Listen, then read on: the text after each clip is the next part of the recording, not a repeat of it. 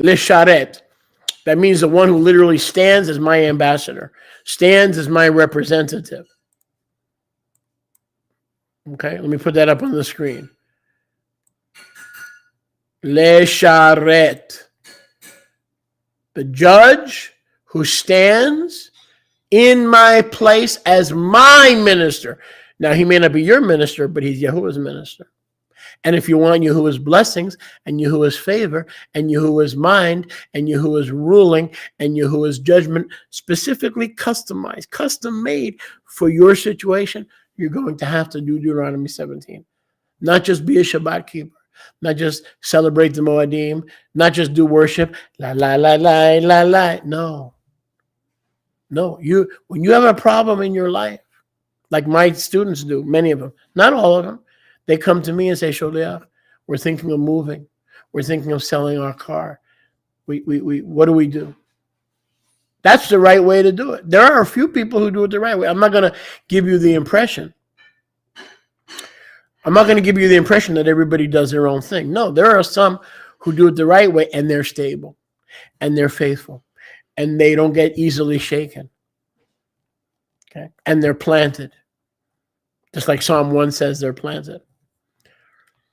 Lisharet sham et Yahuwah Elohecha, who stands to minister on behalf of Yahuwah. See, your arrogance thinks that they want power, that they want control, that they want to manipulate you. See, and because that's the way you think, because you've been wounded and hurt by everyone, you miss out the blessings and the anointing that is held by the one she'omed lisharet, she'omed lesharet, who stands to minister to your situation, because Yahuwah has given him the answer. He has given the elders at the gate the answer to your situation. Did you get that? Yahuwah has given the one you're avoiding. He has given him the answer to your situation, but you don't really want an answer because you do everything but go to him. First you fornicate, then you break covenant, then 5 years later, you want to go to the elder to cry. Yahuwah didn't say go to the elder to cry. Yahuwah didn't say go to the elder to confess.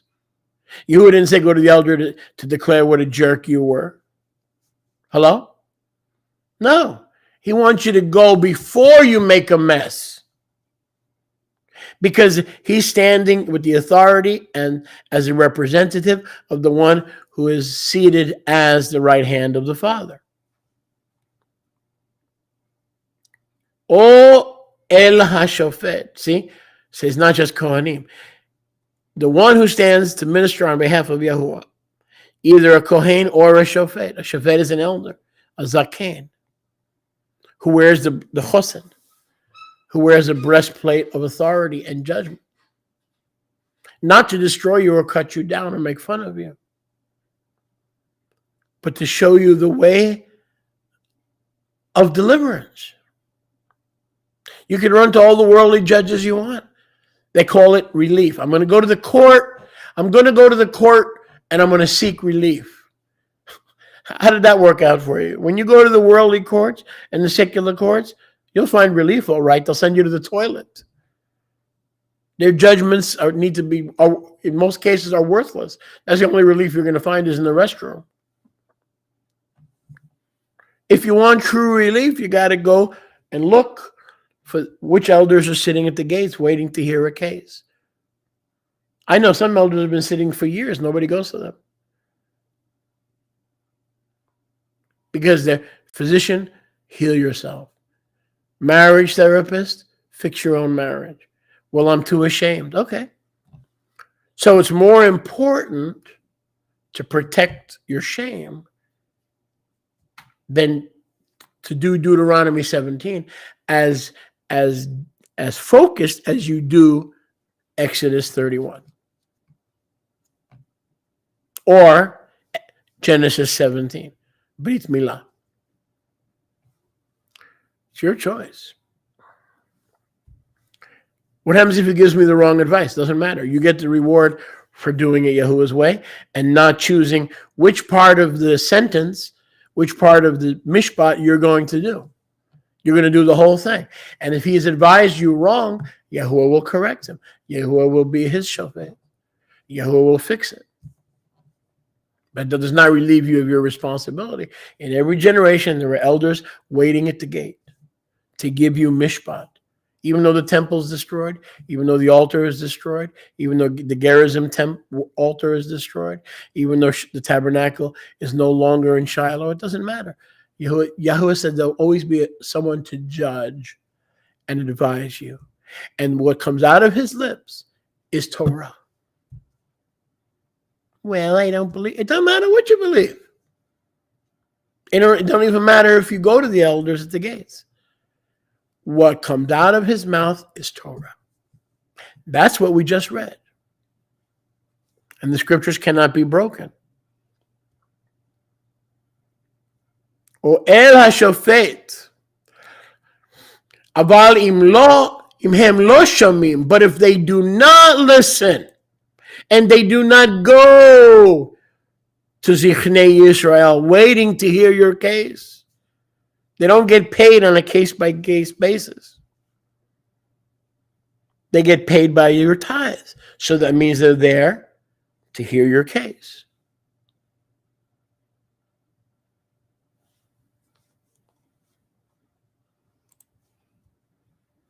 Mot ha'ish. The man who will not obey this Torah. Mot ha'ish. Mot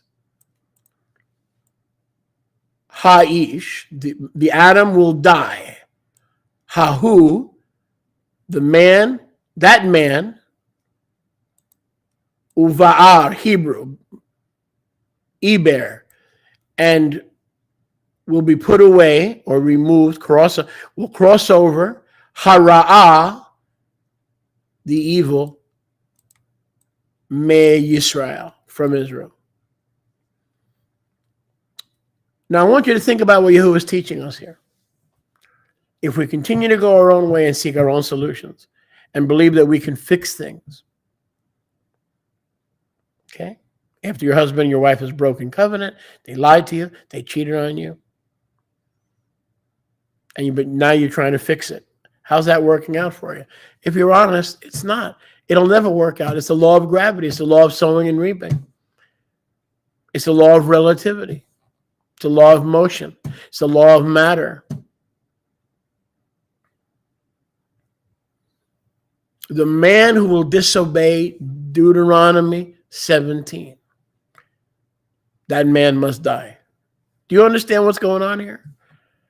The death penalty is the same exact one for breaking Shabbat. If it's wrong to break Shabbat, if it's wrong to ignore the Moadim, how much more is it wrong to do your own thing? I love some of my students. They say to me, Shaliach, we're studying the word, we're watching your videos. Which one should I watch next? What teaching do you think I need the most? Can we talk to you? We hit an impasse. We're going to get married. We want to obey Yahuwah. But we hit an impasse. Instead, I've had ungrateful devils tell me that I'm trying to force them into a marriage. As if I make money by forcing somebody into a marriage. Or I have any benefit. I don't have any sex. If I force somebody into, I don't get sex. I don't get money. Just the opposite. At the wedding, you get money. But you disobeyed. Because you thought it was about authority, power, and people not understanding, nobody understanding your heart, nobody understanding that you're handicapped, nobody understanding your limitations. Nonsense. All nonsense. If we were still living Torah in this generation, when you disobey what the Zaken told you, this man is your husband, this woman is your wife, you are to obey Yahuwah, and you choose not to obey, you must die. Now, whether that's harsh or not is not your business.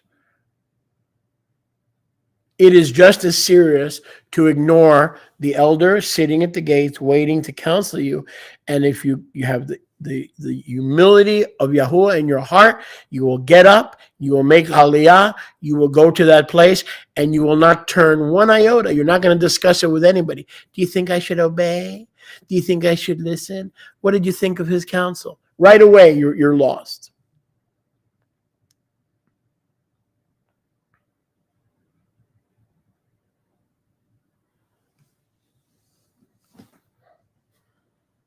Instead of being grateful and thankful that the man of Yahuwah sitting at the gates waiting to hear your case and give you've gone your own way. He told you one thing, you went the other way.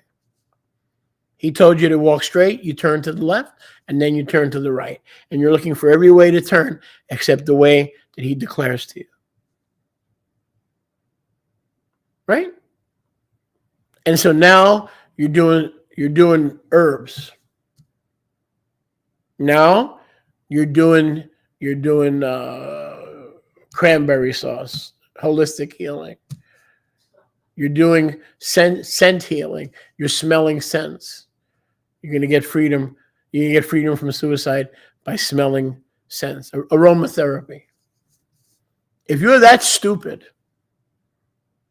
to think that aromatherapy is going to stop your wife or your husband from trying to commit suicide, then you're not worthy. You're not worthy of the counsel of the elders sitting at the city gates. Aromatherapy is going to stop suicide? Really? Really? What planet are you living on? But you know there are people who will do aromatherapy before they'll go to the council of the elders? You realize that, right? They'll sit and sniff. You realize that, right? This is what, and so Yahuwah says you must die.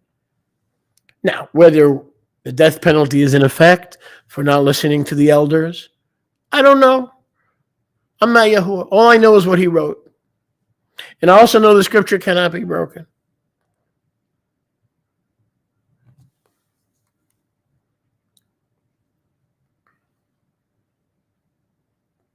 To not obey the elders at the gates that are there for your victory and your healing is to snub at Yahuwah, to try to be your own savior, your own deliverer, your own Mashiach. It is an attack on his sovereignty. It's an attack on the Shema. That you shall love Yahuwah with all your heart, soul, mind, and strength, except when it's inconvenient. Except when he tells you to get married and you said, no, I'm not supposed to get married. And you know you're disobeying Yahuwah because you're afraid. So instead you go into aromatherapy or beads. You're going to rub the beads until you feel better. That's not going to solve your problem. The solution to coming to the seat of the elders at the gates is the way to make sure that the cheating and the lying and the betrayal of covenant never happens again. Instead, it's business as usual. He's back. The meetings are back. Everything is back. It's as if it never happened.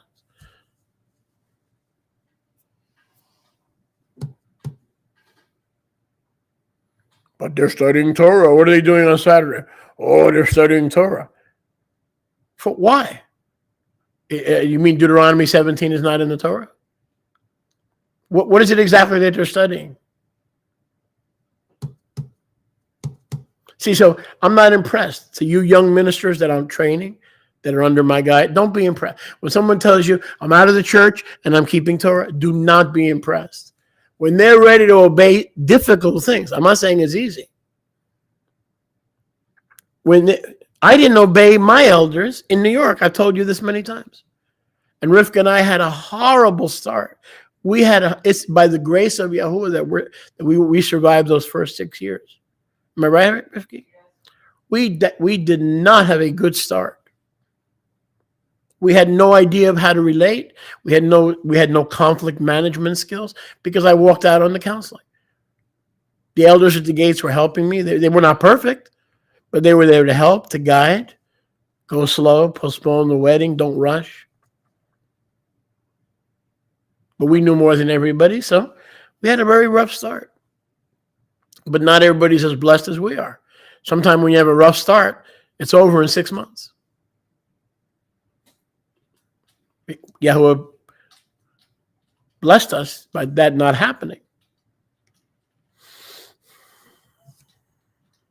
And why does Yahuwah seem so severe by enacting the death penalty?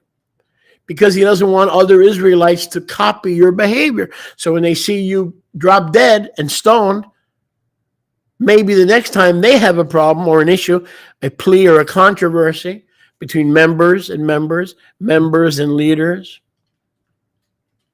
husband and wife, parents and children, maybe instead of going to the secular courts or going to their best friend, what do you think I should do, Harry? Harry, what do you think I should do? They'll go to the elders at the gates, and then when they receive the mishpat, the Torah that comes out of his mouth, they will turn neither to the left or to the right. And in doing so, for the first time, they're going to have victory over their bondages. Because obedience is better than Torah study. Obedience is better than sacrifice. What good is studying the Torah and leaving out Deuteronomy 17? I just love the way believers, I'll solve my own problems. I'll do Shabbat, no problem. I'll do Pesach. I love lamb and I love mashed potatoes and gravy. But you don't like the sweet taste of victory? You don't like the sweet taste of deliverance?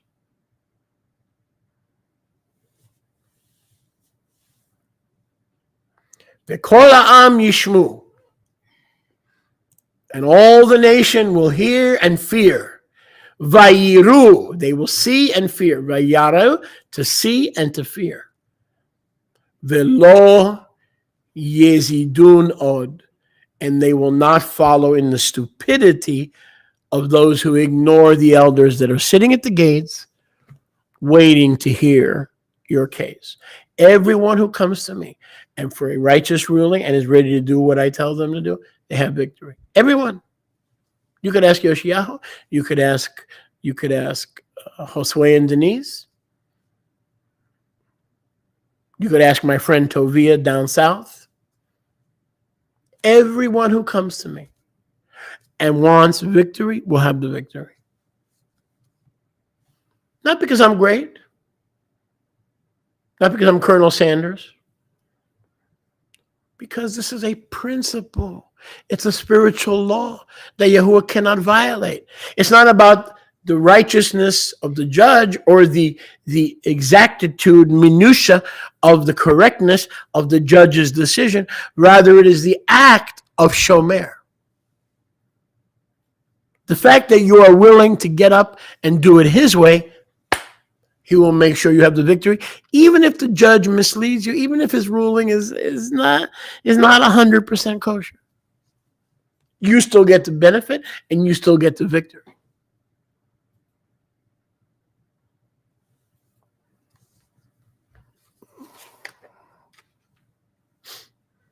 Let's close with this.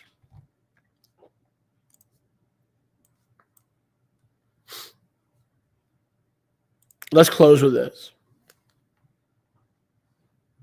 And I admire that. Those things are greatly admired. I had another sister come to me and says, do you think I should have an opportunity, or do you think I should stay, or should I move? I said, stay. Very simple. The people who come to me are few and far between. Usually when they come to me, hi, Shaliach, I just want to let you know I'm leaving. Excuse me, have you come for a mishpat? Did you ask me if it's to your benefit, not to your benefit? It's a good time to leave. It's not a good time to leave. It's a good time to get married. No, I didn't come to you. I came to inform you. Is that what Yahuwah's talking about here in Deuteronomy 17? No? I came to inform you. Rivka, is that what Yahuwah is talking about? No. No. You don't inform the leader, oh, Shaliach, guess what? I got a new girlfriend. Did you come to the elders at the gates and see if this woman was kosher so he could sniff her up a little bit? I'm not talking about sexually. I'm talking about spiritually. Huh?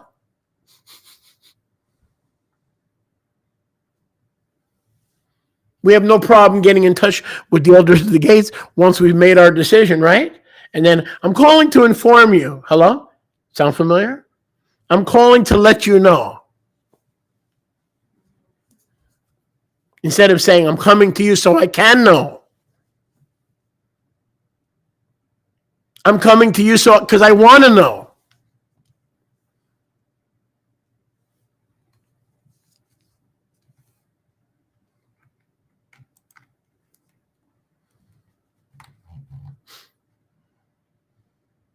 If this message bothers you, because your heart's not right. If you know this message is true and it's given in love, then your heart's in the right place.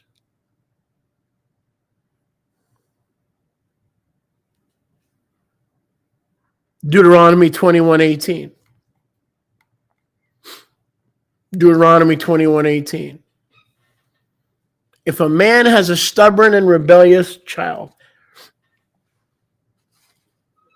let me know if you're in Deuteronomy 21:18.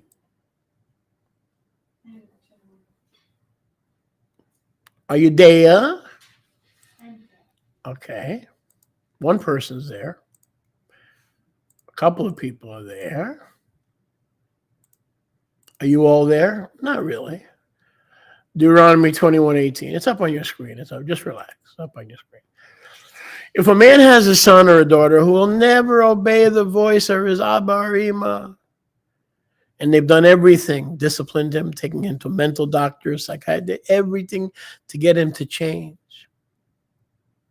But he will not listen, meaning he's under the age of accountability. He lives at home. He's 14, 13, 15, whatever. His Abba and Ima will grab him by the collar, literally lay hold on him, and schlep him to the Zechenim, all of the city who are waiting at the gates, to give mishpat. And they will say to the Zechenim at the gates, and I remind you, Deuteronomy 17 is still in effect today. Just because you're running from it or you're afraid that you'll be abused by it doesn't negate. It's a death penalty violation. You might as well work on Shabbat. I'm going to say it right now. If you're not willing to obey the structure of divine government in Deuteronomy 17, go ahead and work on Shabbat. What the heck's the difference?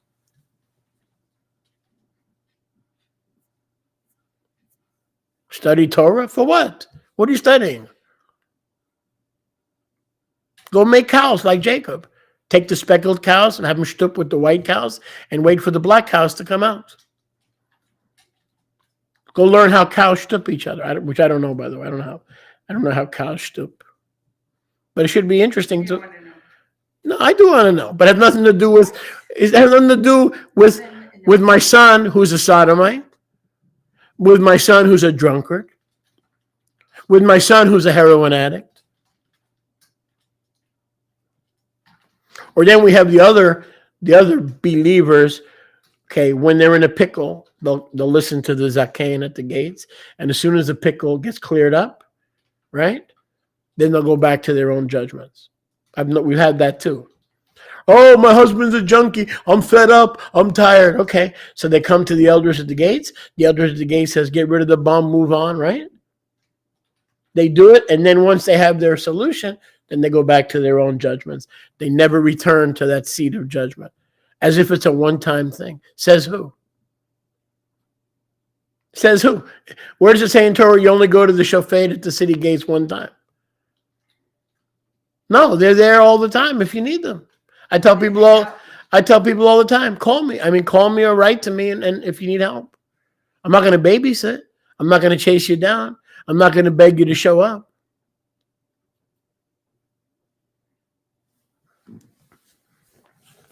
Want to leave? I'm not going to chain you. But access to the Kohen at the gates or to the shofet at the gates is not limited to one time. Not limited to one time. Like hitting goals today. He said, when Yahusha came to the other side, to the country of the Gadarenes, yeah. Two demon possessed. God, hold your thought. I don't want to get off topic. That's deep. Mm-hmm. Thank you, Koresh. Is that David Koresh or Cyril Koresh? Because I don't want to talk to David Koresh. He's dead. That's living Koresh. Yes. This our son is stubborn, stuberno, right? And rebellious. He will not listen to us. Sound familiar? How about if you have a wife or a husband, they don't listen. He won't listen to me. She won't listen to me. He's a glutton. He just eats all day and drinks all day, schnapps. He's a lazy, good for nothing. Then the men of the city will hear and they will stone him because the elder says, okay, stone him so that he dies. And you will put away evil from Israel. And Kol Israel will shema v'yireh. All Israel will hear and fear. So the point is, even in the case of a rebellious son, this is a family matter. Family matters don't get taken to family court. Family matters get taken to the elders of Israel. So as we close, what matters have you been running from? What matters have you been hiding from? The gates of the elders of Israel. How much stuff have you hidden? You know what people always do? First they do it and then they tell me, Shaliach, I have good news. What's the good news? I moved to Buffalo. Buffalo? Yeah, me and my bride are in Niagara Falls. Bride? When you left here, you were single. Now you're married and living in Buffalo? You see what I'm saying? It's not, Shaliach, is there a vacancy at the gate? I want to inquire of the mouth of Yahuwah because Yahusha's too busy being my lawyer in heaven. His job is to intercede before the Father and protect me from the accusation of the devil. And I recognize that you stand, Omed, you stand in his place. See, if you don't recognize that the elders at the gates are standing in his place, you're never going to receive and obey what they tell you. But everybody who receives and obeys what they are told has the victory. And there are some, I'm not going to just lump everybody in the same breath. There are some over the years who do ask first and do apply what the elders tell them, and they have a pretty decent, smooth life. I mean, when I say smooth, relatively speaking, because in this life you will have tribulation. Fear not, I have overcome the world. John 16:33. It's your choice, friends. I know what it's like to disobey the elders at the gates, to go to the elders at the gates and do the exact opposite of what I know I should have done. I know what it's like. And trust me, Yahuwah has better things. Much, much better things for you. Because it is Shabbat. Praise Yahuwah. It is Shabbat. Praise Yahuwah. It is Shabbat. Praise Yahuwah. It is Shabbat. One more time. It is Shabbat. Praise Yahuwah. It is Shabbat. Praise Yahuwah. It is Shabbat. Praise Yahuwah. It Shabbat Shalom Yisrael b'shem Yeshua Mashiach.